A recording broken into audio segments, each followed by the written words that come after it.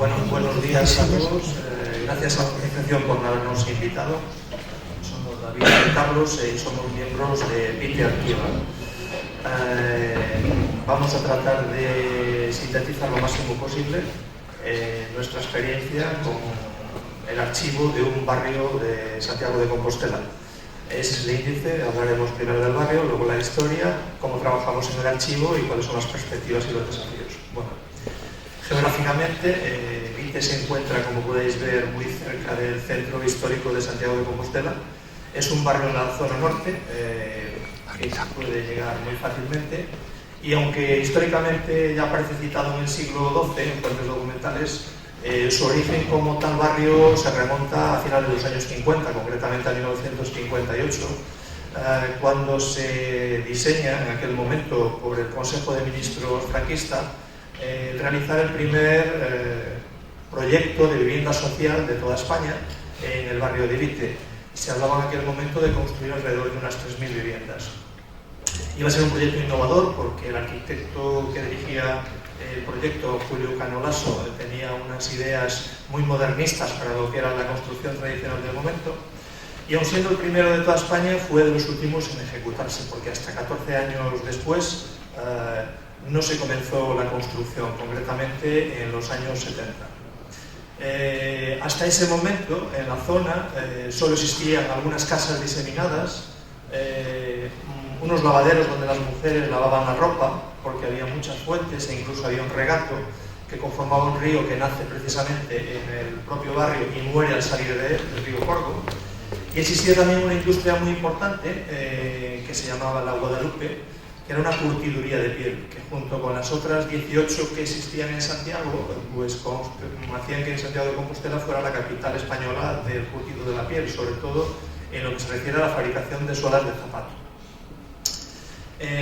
Socialmente, la gente a la que iban destinadas las viviendas pues era gente que procedía de otras zonas, otros barrios de la ciudad, donde se les habían tirado las casas, se les habían expropiado, porque en aquellos momentos estábamos en una fase de apertura de nuevas calles, nuevos viales en Santiago, y se derribaron muchísimas viviendas unifamiliares, ¿no?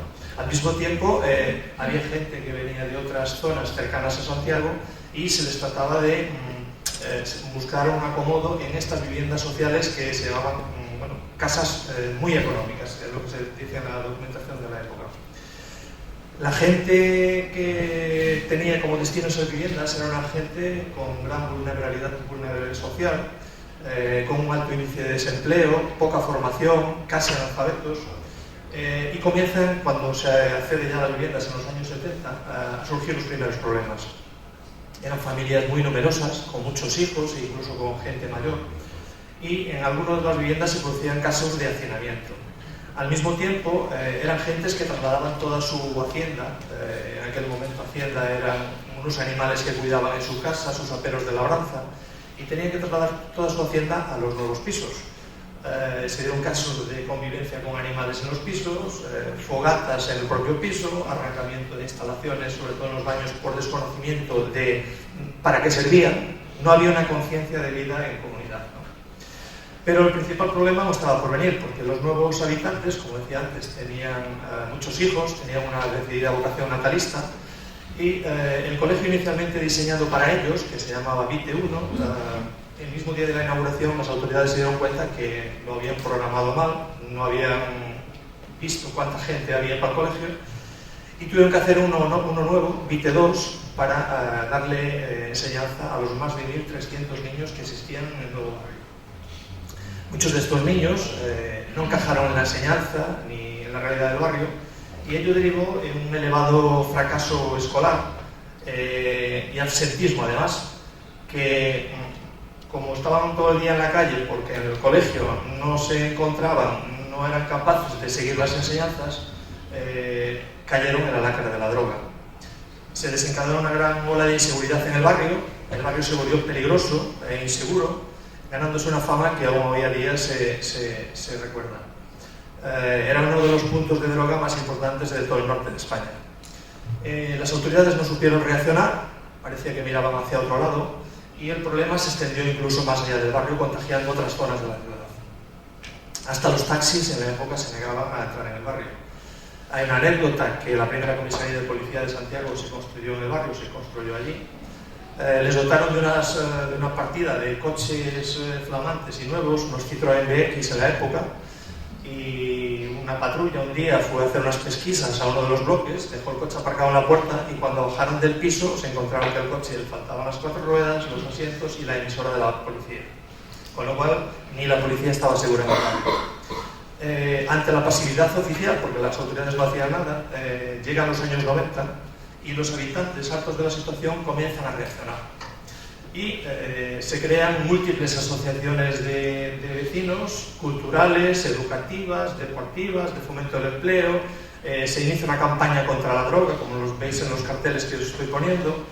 Y fue un ejemplo de asociacionismo, porque la cantidad de asociaciones que se crearon era tal que hubo que crear una coordinadora para poder regular todas las actividades, ¿no? Se empezó por el acompañamiento y control de la asistencia escolar de los niños. Los niños que tenían mayor absentismo escolar se les iba a buscar a su casa y se les llevaba al colegio. Y cuando salían del colegio se les recogía al colegio y se les llevaba a la casa. Se trató de hacer una educación de los adultos, enseñando a los padres a leer y escribir. Se hicieron acuerdos con empresas de la zona para dar clases de formación laboral y ocupacional a todos estos niños que no encajaban en el sistema escolar. Y siguieron, en fin, haciendo actividades de todo tipo. Fue un ejemplo de asociacionismo a nivel nacional que aún hoy en día pues, se menciona. Con el discurrir de los años se llegó a plantar cara a la droga y los vecinos comenzaron a tomar conciencia realmente de lo que era el barrio, ¿no? Las autoridades, a la vista de que los vecinos, ellos por sí mismos habían conseguido salir, se sumaron a las iniciativas y se consiguió salir adelante. Antes, cuando a un vecino del barrio se le preguntaba de dónde era, tenía vergüenza de decirlo porque podía provocar rechazo en el oyente, y lo que hacían era decir de dónde procedía. Pero llegó esta época, en los años 90, se produce un cambio, los vecinos comienzan a tomar conciencia de barrio, de pertenencia al barrio, y cuando les preguntan de dónde son, responden ya con orgullo: eu son de Vite.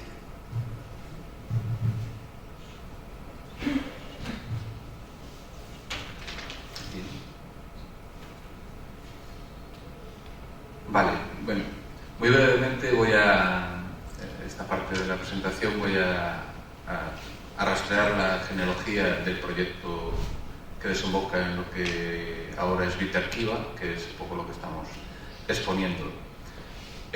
Todo arranca en el año 2017, en realidad, con un proyecto en el que el Instituto de Ciencias del Patrimonio, en el que trabajo yo, estaba metido. Era un proyecto europeo, que no me voy a parar en detalles sobre lo que iba, pero que la parte que nos correspondía a nosotros ejecutar, se decidió que se intentase aplicar una investigación, desarrollar una investigación aplicada a desarrollar, por la redundancia, una metodología de producción de conocimiento colaborativo sobre prácticas sociales, por decirlo de forma más o menos sintética. Esto dio lugar a una cosa que se llama Kabila, que está ahí el link. Es una metodología en la que se trabajó durante bastantes meses, gente del instituto. En concreto, dentro de este proyecto participaron María Masaguer Otero y Pablo Ballesteros Arias, que son las que realmente están en el germen de lo que ahora es Vite Arquiva. Ellas, junto con otros investigadores del instituto, desarrollaron esta metodología y se creó a partir de ahí una cosa que se llamó grupo motor. Es decir, se puede decir que estas personas eran las promotoras y son las que crearon este conjunto de personas que se llamó el grupo motor, que está formado básicamente por gente o que trabajamos en investigación sobre prácticas sociales o gente interesada en el barrio de Vite. ¿Por qué? Pues porque en este proyecto, en un momento dado, se decidió dónde se iba a intentar aplicar esta metodología. No me pagan detalles tampoco sobre cuáles fueron los criterios de decisión, pero se acabó realizando en Vite. Por lo tanto, aquí confluye lo que es una iniciativa meramente académica o de investigación con toda la historia de un barrio, que es lo que os ha contado antes Carlos en concreto. Aquí fue fundamental la coordinadora del barrio de Vite, que es un poco la entidad social que aglutina a las diferentes asociaciones, agrupaciones que tienen algún tipo de participación en la vida social del barrio. Vale. Este primer aterrizaje en Vite implicó trabajar sobre qué queríamos hacer ahí, o qué se quería hacer, o qué quería la gente que se hiciera ahí, ¿no? Aquí fue importante que no veníamos con ninguna idea preconcebida. Nosotros solo pensábamos en que queríamos hacer algo. Teníamos recursos para ello, limitados en el tiempo, pero queríamos hacerlos, aplicarlos ahí. Y la gente que participó en el proyecto, pues mucho trabajo, discusiones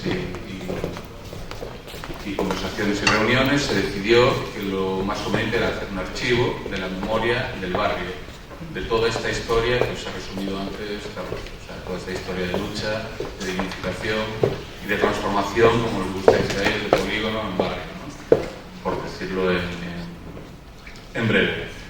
Esto había generado una cantidad de materiales y de memoria oral y material que a nosotros nos interesaba mantener de forma integrada y además hacer pública, visibilizarlo. Pues se trabajó también en la creación de una página web, se crearon comisiones, una destinada más a un trabajo etnográfico, de documentación, de registro de memorias de la gente del barrio, y otra más orientada al trabajo con la materialidad, con esas cosas que había que ordenar y archivar.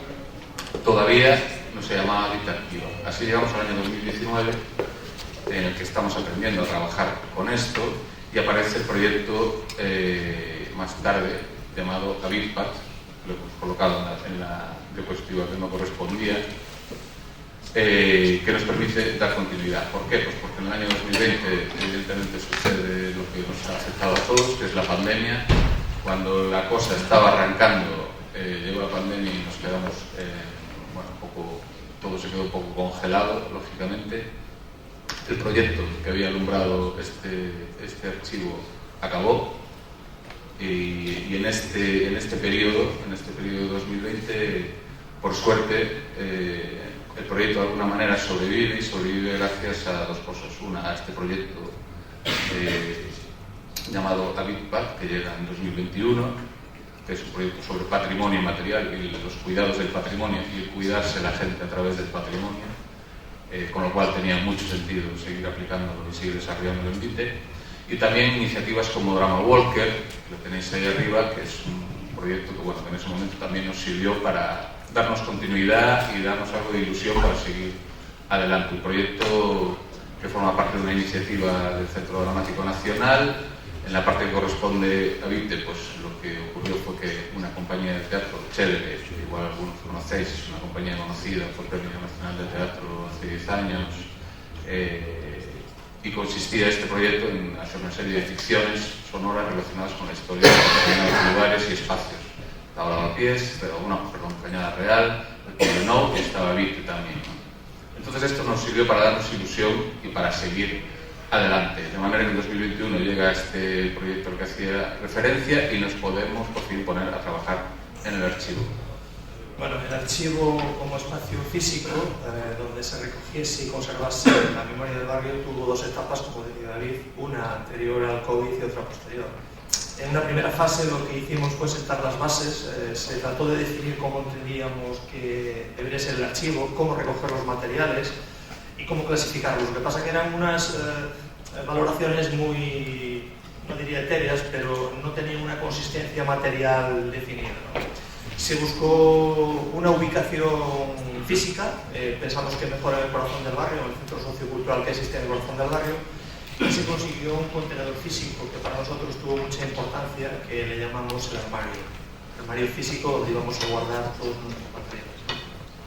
Ya teníamos dónde, pero nos faltaban los materiales y se comenzó una recogida por el barrio. También se pensó ya inicialmente en esta primera fase en la forma de compartirlos, porque ya se definió que había que compartir esos materiales, ¿no? Pero precisábamos ayuda, tanto física como económica, ¿no? Mantuvimos reuniones con organismos oficiales y sociales para implicarlos en el proyecto y se hizo una primera definición de grupos de trabajo y de funciones que ejercería cada uno. Llega el COVID, como decía, sufrimos la paralización y cuando reactivamos, pues empezamos a recoger nuevos materiales ya definidos de dónde, de las asociaciones, de la coordinadora de barrio, de particulares. Abordamos una primera clasificación ya en cajas, dependiendo, en este caso, según el tipo de material, si era textil, si era gráfico, documental, carteles, audiovisuales, sonoros, y programamos ya una organización más práctica de los grupos y más definida. Qué días íbamos a estar, qué horas íbamos a estar, qué personas íbamos a estar, qué íbamos a hacer. Íbamos dejándonos los avisos de dónde habíamos terminado para proseguir el día siguiente, que hubiera una continuidad, ¿no? Se determinan y se gestionan los materiales que precisaremos también, pues, material de oficina, archivadores, equipos informáticos, carpetas. Teníamos un problema, que ninguno de los que estábamos en el grupo de trabajo sabíamos archivar, nunca habíamos estado en un archivo, ¿no? Entonces lo que se nos ocurrió, pues, comenzar a visitar archivos para que nos fueran asesorando, nos dieran sus consejos, sus métodos, su experiencia. El archivo del Concello de Santiago, el archivo de Galicia, el Museo do Pobo Galego, agentes sociales, etc. Y comprendimos la necesidad de establecer, bueno, pues un programa informático, una página web. No llegábamos. Entonces decidimos contratar a una gestora cultural gallega, que se llama Ben Curiosa, para que nos estableciese unas pautas y unos métodos de trabajo para lograr el objetivo que pretendíamos, ¿no? Siguiendo sus instrucciones, lo que empezamos es por proteger los materiales. Y para ello, como veis ahí en la slide, pues abordamos la apertura de las cajas con protecciones de guantes, mascarillas, ropa adecuada y comenzamos a limpiar todos y cada uno de los materiales. Hoja a hoja, cartel a cartel, con paletinas, pinceles, eliminamos elementos contaminantes, grapas, plásticos, gomas. Bueno, fue una tarea realmente la más difícil. También sacamos los materiales que estaban estropeados o que tenían hongos o que estaban duplicados. Lo de los duplicados lo llevamos mal, no queremos destruirlos, los tenemos en una parte, por si acaso. Esa fue la tarea más lenta por la cantidad de material que manejábamos, ¿no? Comenzamos a clasificarlos en acetas uniformes, separando los documentos contenidos en cada uno de ellos, estableciéndolos en carpetas con fecha de producción, más o menos un resumen del contenido. Y hicimos un archivo inicial, ¿no? Luego, ya siguiendo las pautas de la empresa contratada, empezamos a inventariar. Cogimos el inventario que habíamos hecho primitivo en la primera fase y ya lo hicimos en un plan que podemos llamar un poco más profesional, siguiendo ya una metodología y un protocolo más exhaustivo, ¿no? Determinamos categorías como la serie documental, el tipo de material, la unidad de conservación, la fecha, el estado, en fin. La idea era que en un futuro esta información toda fuera accesible al público en general, ¿no? Investigadores o habitantes del barrio o gente interesada, ¿no?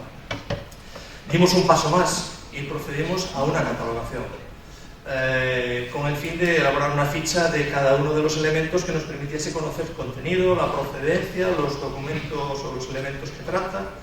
Hubo dificultades, ya que tuvimos que tomar muchas decisiones y nuestra falta de experiencia pues, nos llevó a debates y a sacar principios de acuerdo que bueno, nos sirvieron para tener al final en una base de datos en formato Excel construida por el inventario, el catálogo, el cuadro de clasificación, siguiendo las normas gallegas archivísticas, ¿no? Paralelamente al propio archivo, lo que hicimos, el archivo lo veis ahí al fondo ya un poco, toda esa parte de atrás, para visibilizar Vite Arquiva, pues sacamos del archivo al barrio las actividades, ¿no? Hicimos una cosa, se nos ocurrió una cosa que se llama Café con Vite, que eran charlas o mesas redondas centradas en un tema determinado, como la curtiduría que existía en el barrio, los lavaderos que existían en el barrio, o el Instituto de Enseñanza Secundaria, ¿no? Para ello traíamos especialistas en el tema y además a los propios habitantes del barrio que compartían con todos sus experiencias y sus vivencias, ¿no?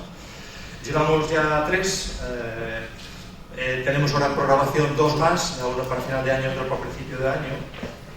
Hemos colaborado asimismo también con un renombrado cineasta, Claudio Zulián, en la recreación del ancestral rito funerario del baile do Abellón, cuya grabación fue expuesta en el Centro Gallego de Arte Contemporánea. Se ha publicado un libro desde el propio proyecto, que es ese que veis ahí, Vite de Compostela, de Xoel Gómez, Y se está preparando otro que esperamos que en breve vea luz, que se llama Vinte o Corvo e a Guadalupe. El archivo está vivo y la muestra de ello es la última recogida de materiales que estáis viendo ahí en esas cajas a vuestra izquierda, o a la izquierda, o a mi derecha, que en una segunda fase empezaremos a clasificar, ¿no? Los siguientes Café Convite, que ya hablamos antes, y la última acción, que es recuperar unos vídeos VHS, unas cintas de vídeo VHS que hemos encontrado y que las estamos digitalizando ahora mismo en la Facultad de Periodismo de Santiago de Compostela para ese formato que se va a perder, tenerlo guardado, ¿no? Para terminar, reseñar que la confluencia de días, horas, personas hizo que el archivo fuese también algo nuestro, no solo del barrio. Nosotros aportábamos nuestro tiempo, la experiencia que habíamos ido recibiendo, y recibíamos a diario la experiencia de los habitantes del barrio, ¿no? Bien fuera en las grabaciones que les hacíamos o entrevistas que les hacíamos, vieran fotos o documentos que nos aportaban, ¿no? A veces eran experiencias difíciles y duras, otras veces eran divertidas, pero nos estaban entregando una parte muy íntima de ellos, ¿no? Somos conscientes de ello. Y todo eso para la memoria común. La confluencia de todas esas sinergias entre ellos y nosotros han hecho que esas personales memorias conformen el archivo que hoy conocemos, ¿no? Y que queremos que sea compartido con las generaciones futuras.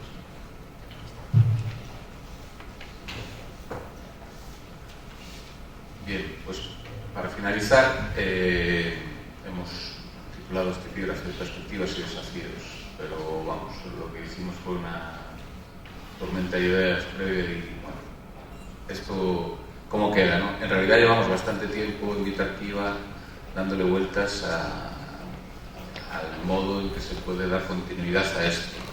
Hay algo importante que realmente ha estado en el trasfondo de lo que os hemos contado, pero que no hemos dicho explícitamente, y es que esto es un trabajo obviamente colaborativo y desinteresado en la medida en que pues, bueno, participamos gente, bueno, yo en concreto y otra gente como yo participamos como parte de nuestro trabajo cotidiano, digamos de alguna manera, pero realmente está en los márgenes de este, y desde luego en el proyecto hay gente como Carlos o como otras personas que trabajan de modo totalmente voluntarista. Es decir, que aquí, claro, ya tenemos un problema, o mejor dicho, una circunstancia que hay que gestionar, que es como, yo creo que una mesa redonda de la tarde probablemente se trate de este tema más a fondo, es cómo involucrar a la gente y hacerla participar de esta iniciativa, ¿no? Contamos con que sabemos que es una iniciativa que ha sido bien recibida y la gente se muestra interesada, se acerca, pregunta y se interesa, pero de ahí a trabajar en el archivo, pues ya tenemos ahí un salto que es complicado, ¿no? Yo creo que, como digo, por la tarde seguro que tenemos ocasión de profundizar un poco. Temas más concretos, más técnicos, de la digitalización. Yo creo que aquí ya se está hablando bastante de esto y creo que es algo que está totalmente, forma parte ya de vuestro trabajo. Digo vuestro porque yo me considero especialista en archivos, como ya podéis apreciar y suponer, ¿no? Que esto forma parte del trabajo cotidiano del archivo, y nosotros en esta medida también queremos de alguna manera ir por este camino, ¿no? Estamos en contacto con la Biblioteca de Galicia y con el Servicio Concreto de Digitalización también de arte, y con el archivo, con los dos, y la manera de digitalizar esto y poder ponerlo en acceso abierto y demás. Estamos con esos trámites. Queremos seguir continuando con actividades, con todas las actividades que forman parte de lo que es Vita Arquiva, más allá del archivo material, ¿no? El archivo etnográfico y la celebración de eventos y de encuentros donde, bueno, se construya o se produzca esta memoria comunitaria, ¿no? Y esto de manera que, bueno, que se pueda seguir ampliando, es decir, que Vita Arquiva siga vivo más allá del proyecto que actualmente le da cobijo, ¿no? Y esto es todo, pues este es el desafío muy concreto que tenemos ahora mismo. Creo que esto conecta con la reflexión que hice al principio de este epígrafe, que es, bueno, para esto hace falta que la gente se involucre y participe. Y bueno, hay alguna gente que lo hace, como digo, hay gente que se interesa, pero yo creo que aquí hay dinámicas que desde luego van más allá Vite, y que incluso son chocantes en la medida en que Vite tiene todo un historial de participación y de lucha evidente, como habéis visto. Sin embargo, el momento actual es un momento distinto, incluso en un sitio como este. Y esto yo creo que es el contexto sociopolítico y económico actual que condiciona también pues, iniciativas tan concretas o tan modestas como puede ser esta. Yo creo que esta es un poco la reflexión final que queríamos traer. Y nada más. Creo que tenemos, como digo, esta reflexión que os acabo de hacer de la dependencia económica. Creo que seguro que va asociada con lo otro, porque en la medida que sea un proyecto voluntarista, pues si hay alguien que impulsa y hay alguien que da cobijo, pues será más fácil, y si no, pues claro, tendrá que ser un proyecto totalmente autogestionado, y esto yo creo que es algo que puede dar para mucha reflexión. Y nada más, esto es lo que tenemos que contar.